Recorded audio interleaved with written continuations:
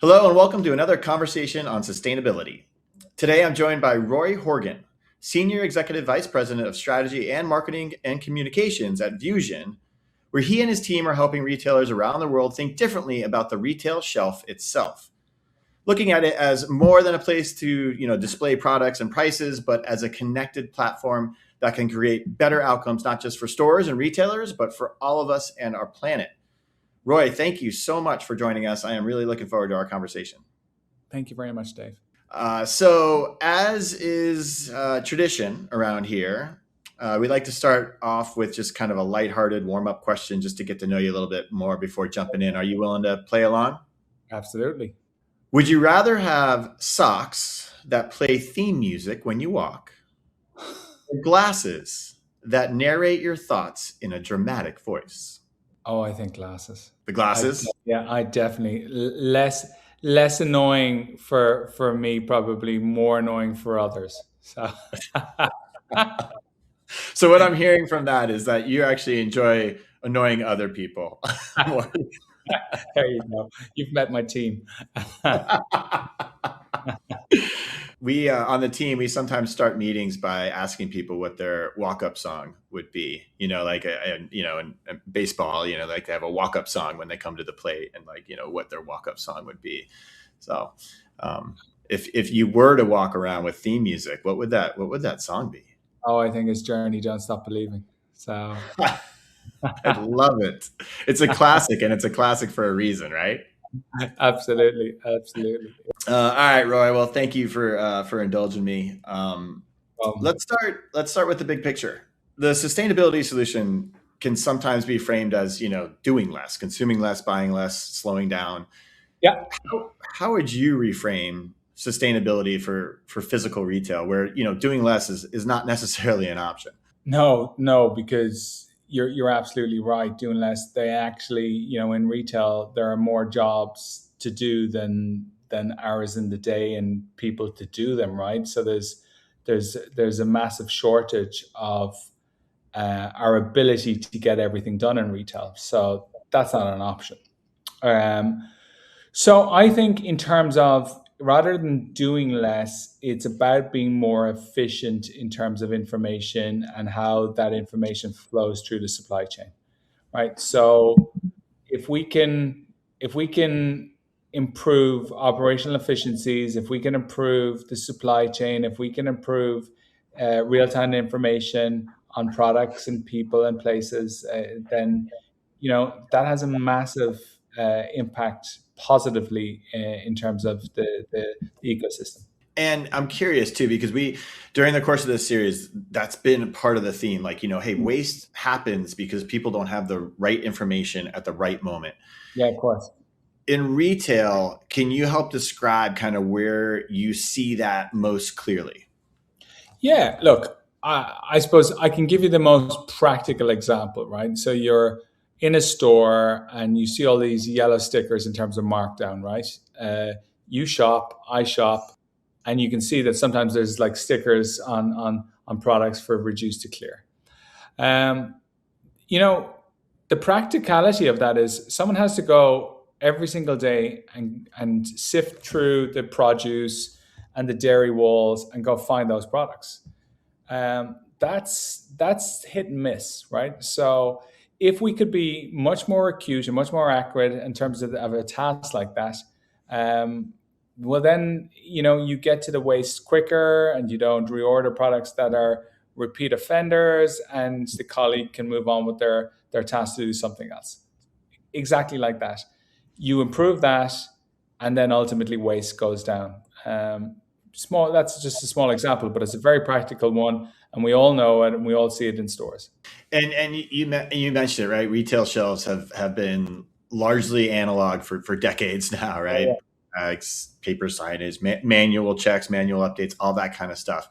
Can you help describe what is changing now that the shelf itself has become such an important platform for more sustainable retail?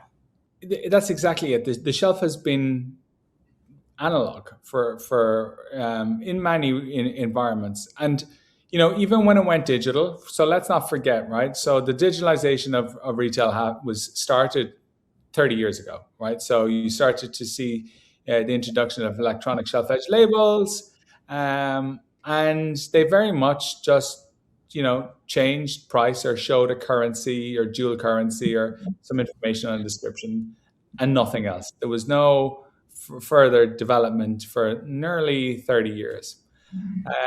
So we're not new to digitalization. What we are new to is how it all connects. And really, actually, this is why it's so relevant in terms of the Bluetooth.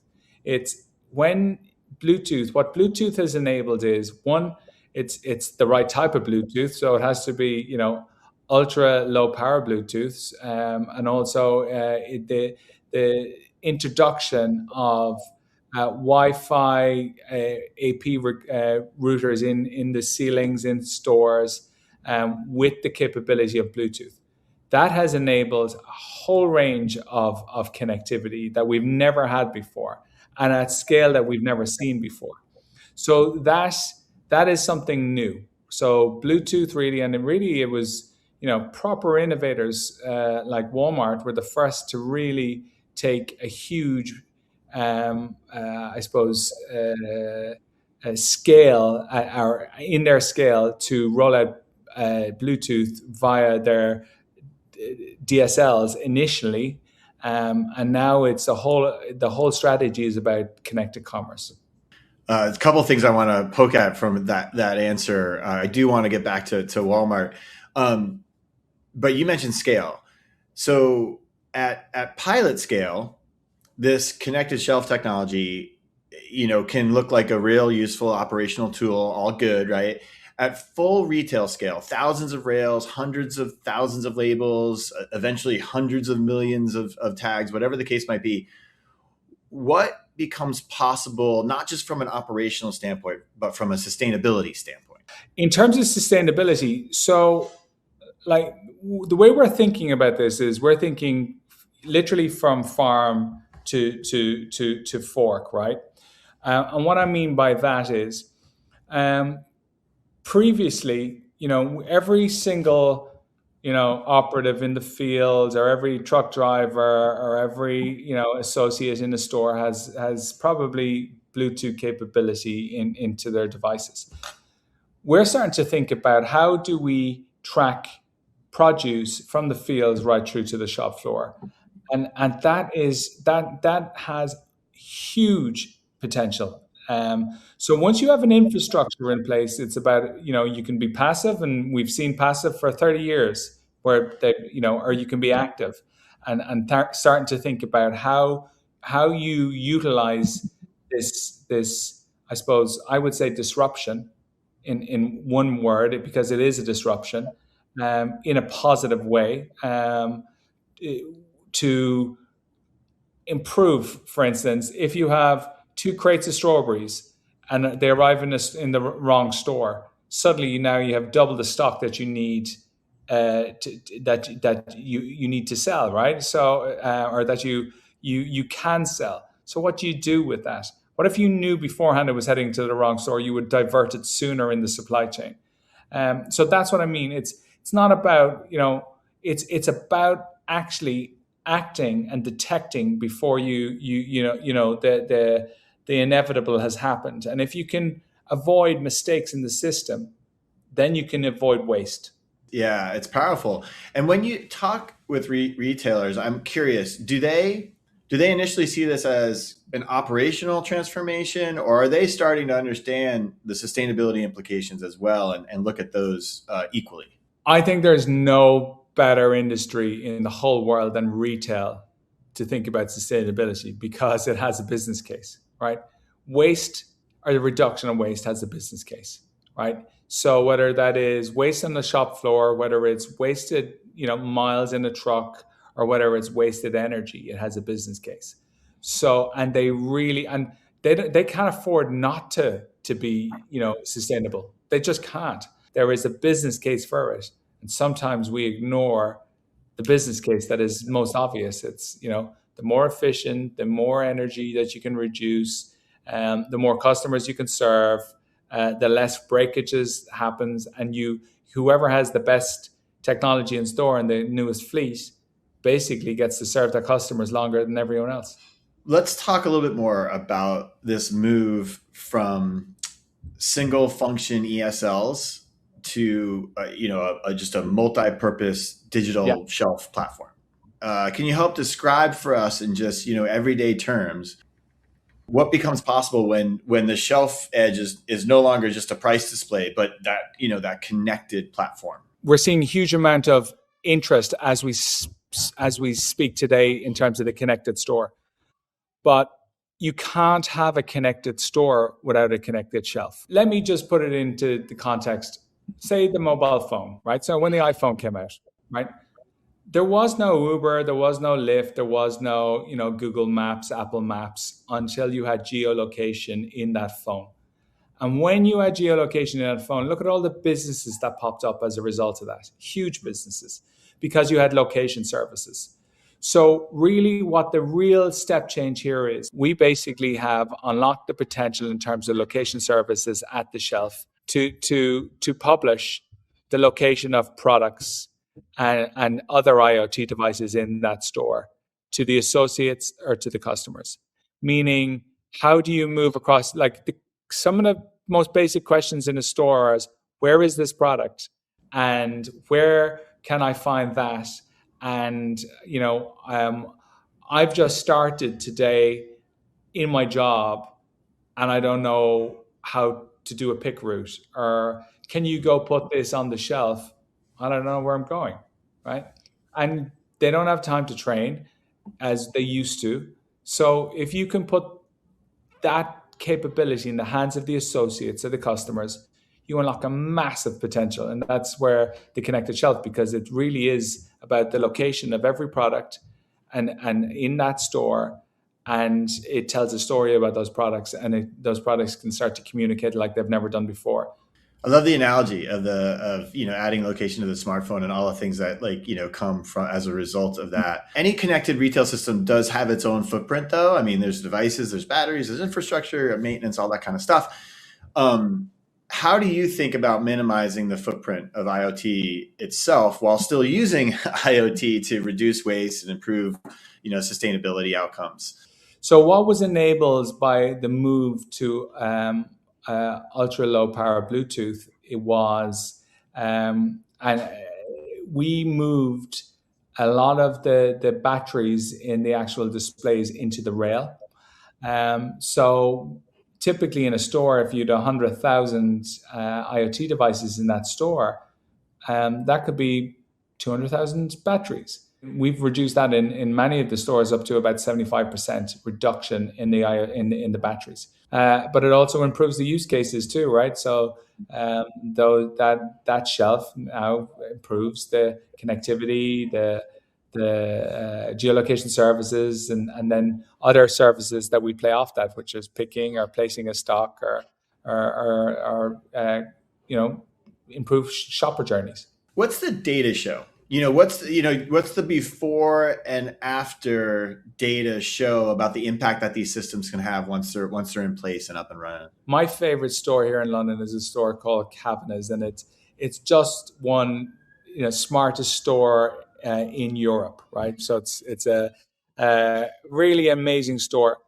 And the owner is, a friend of mine, and I approached him when he was opening the store 3 years ago. And we were talking about, can we help you do more, right? So we started to think about waste. We started to think about, sustainability. And it has a huge volume of fresh food in that store. And when he started, the store was running at maybe, somewhere at the 3.5% waste per week. Now we're at 1.25%.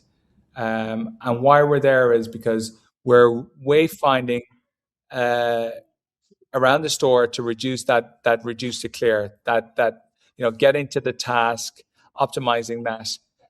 So again, it has an impact in terms of the profitability of the store. It has an impact in terms of the amount of tons that go into the landfill. When you think about the biggest sustainability benefit Is it the reduction in batteries? Is it the reduction in maintenance and replacement? Is it the longer life of the system? Is it the data that the platform generates that enables more sustainable decisions?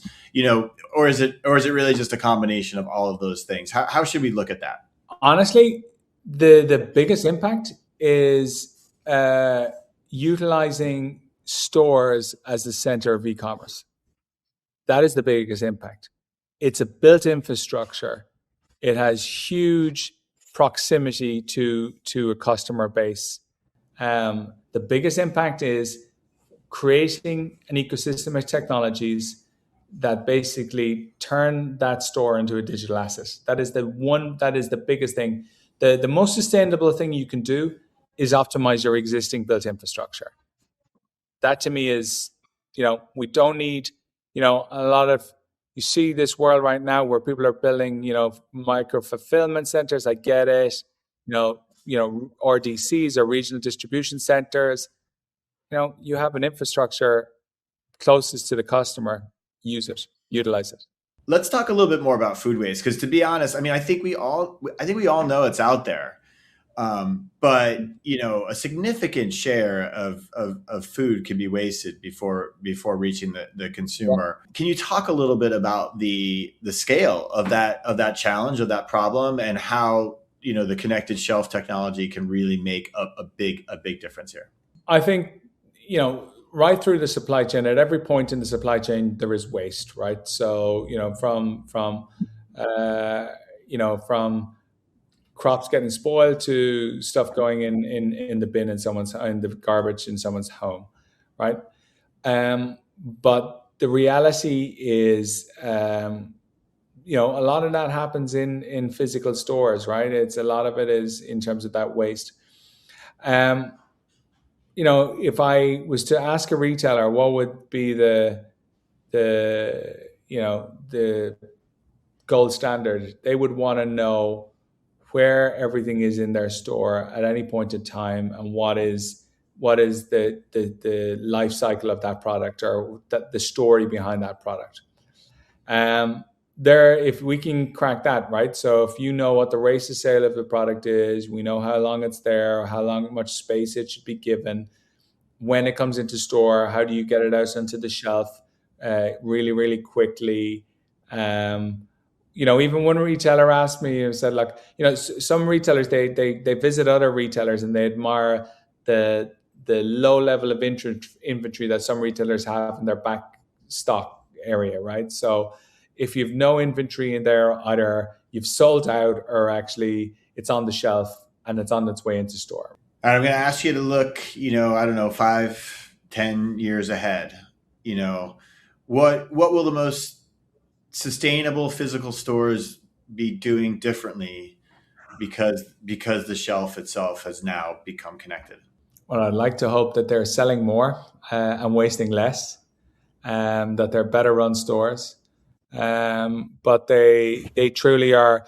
We're not talking about the store of the future. We're talking about, right, they are truly, connected, interoperable in terms of different devices, and that they're look, from a human perspective, like that they're centered the community, and they're a place that people want to shop and spend time, and there's more more interaction between customers and associates. From a technology point of view, that it doesn't become technology for technology's sake, right? That it is the standard that every store will require to run their stores, and that these stores are the center of e-commerce in local communities. But I hope genuinely that the community and the colleagues and people feel that store that is still a place that they want to go, but it's just ran a little bit better in terms of the insights and the data that we have, and your ability to shop in maybe a little bit more frictionless way. And we talked earlier. There's the benefit to retailer and shopper, like in the immediate, right, in their experience, and then obviously from a retail perspective in their operations and in their outcomes.